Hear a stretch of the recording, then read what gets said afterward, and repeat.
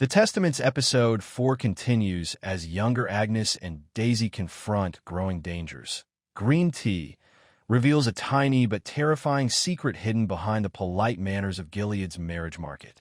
What appears to be a customary tea party is instead a pressure cooker of exposure, surveillance, and manipulation. The Testament's most shocking scene, which shows Agnes being violated at the dentist and illustrates how little power women have in this environment, is not political, but rather intensely personal. Daisy's covert mission inside Mayday is getting riskier in the meantime. In addition to being morally challenging, her work as an inside spy now carries a high risk of death. At the beginning of the Testament's episode 4, Agnes has turned into a green after Mayday's attack and is getting married.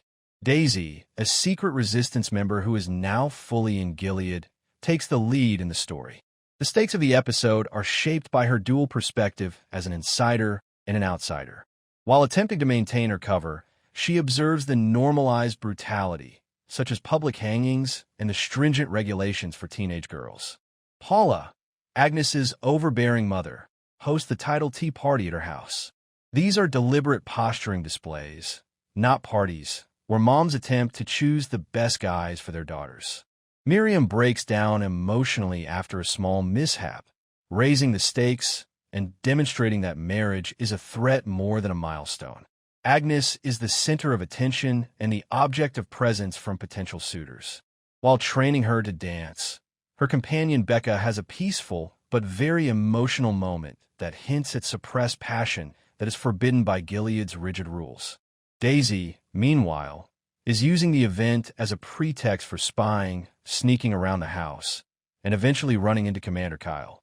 Strangely, he comes across as a reasonably calm and even slightly empathetic individual, especially to Agnes. Daisy's growing anxiety over her position in Mayday intensifies against the backdrop of the tea party. Daisy is warned by a nervous florist who begs to deliver a message informing her that she is in danger. This is how the episode builds to its ultimate conclusion. Daisy's struggle to complete her task is already hinted at in the summary of the Testament's episode 4. Additionally, as Gilead becomes more aware of the risks associated with being an inside woman, the episode examines how spying on her is beginning to affect her. After witnessing 3 individuals being hanged while en route to the tea party, it begins early in the show.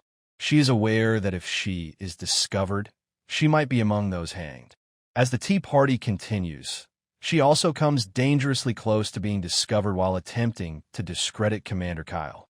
When she walks into his office, she discovers Commander Kyle seated in the chair in the corner. She makes an excuse regarding the chocolate on the office table, claiming that she hasn't eaten any since arriving in Gilead, so she gets away with it. Thanks to Commander Kyle, she receives a piece of the chocolate and escapes punishment. However, Daisy realizes at the end of the Testament's episode 4 that if she wants to survive and leave Gilead alive, she must maintain her composure and prevent her secret from escaping at all costs. She is seen crying and shouting into a towel in her last scene, overwhelmed by everything that has happened and what lies ahead for her. Daisy witnesses the florist's shop being bombed in the last minutes of the Testament's episode 4, and she subsequently learns that she was executed. Despite her best efforts to maintain composure, Daisy is shaken by the moment that highlights the cost of resistance.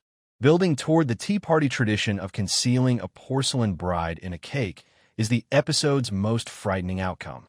The contesting women were expected to find it, and whoever finds it first will be married first. Agnes finds the idol, but she breaks a tooth in the process. She is taken to Dr. Grove, a dentist who has already mistreated her. It never depicts the actual anesthesia, but it does depict the outcome. Agnes awakens to proof that she was sexually assaulted. Not only is the act terrifying, but she is unable to disclose it because Gilead's culture lacks institutions for women like her. Daisy has finally decided to be tough, but she secretly sobs out of fear and remorse. However, Agnes must face an impending forced marriage while carrying her tragedy in silence. The narrative boils down to the basic question: how do you survive and resist in a culture designed to wipe you out? As the girls become even more ensnared in Gilead's machinery, You'll be reminded by the Testaments to never undervalue an adolescent girl. In the follow-up to The Handmaid's Tale, we are introduced to a new generation of revolutionaries headed by Halliday and Infinity, who are ready to contribute to Gilead's demise. While Halliday portrays Daisy, a new member of the Pearl Girl group who is actually an undercover spy for the Gilead rebel group, Mayday, under June's leadership, Infinity plays Agnes Mackenzie, the child of a high-ranking commander, but her true identity is Hannah, the abducted biological daughter of June Osborne, Elizabeth. When Agnes is given the task of mentoring Daisy by Aunt Lydia, a crucial part of Gilead begins to fall apart. I talked to Miller, the mastermind behind the film adaptation of Atwood's imagined world, about one significant change he made from the novel. The Testaments is a significant shift that creates a plethora of narrative opportunities. Every aspect of the TV show and the narrative we're creating is influenced by the knowledge and storytelling techniques of those characters. Naturally, I was well acquainted with Aunt Lydia, and I already loved the actress endowed. I was aware that delving back in her mind would be enjoyable. The other two characters in The Handmaid's Tale, Daisy and Agnes, were very different from everyone else because they were raised in a society where Gilead was a constant. Despite only knowing Gilead on the inside, Agnes has managed to find happiness. Even if her life isn't ideal, she has friends, a fulfilling fantasy life, and is making the most of her adolescence. A teenage rebel, Daisy is prepared to fight fiercely to bring Gilead to an end. For me, these were all new voices. Daisy and Agnes are confirmed as half-sisters in the book, where Nicole is identified as June's other daughter. However, the series deviates from this plot point, leading to questions about the decision to diverge from the book. The significant age difference of 15 years between the characters raises concerns about their absence in the same storyline. Daisy is not Nicole in the show, where Nicole is appropriately depicted as a young child. The intention was to maintain Daisy's character resemblance while fostering a mother-daughter bond between her and June. The creator faced challenges in crafting June's backstory, emphasizing emotional connections and plot accuracy. Ultimately, there was hesitation about the casting choice for June and the implication of involving Nicole in this narrative shift. How much does it cost to see June? I worked out the narrative we would share with June.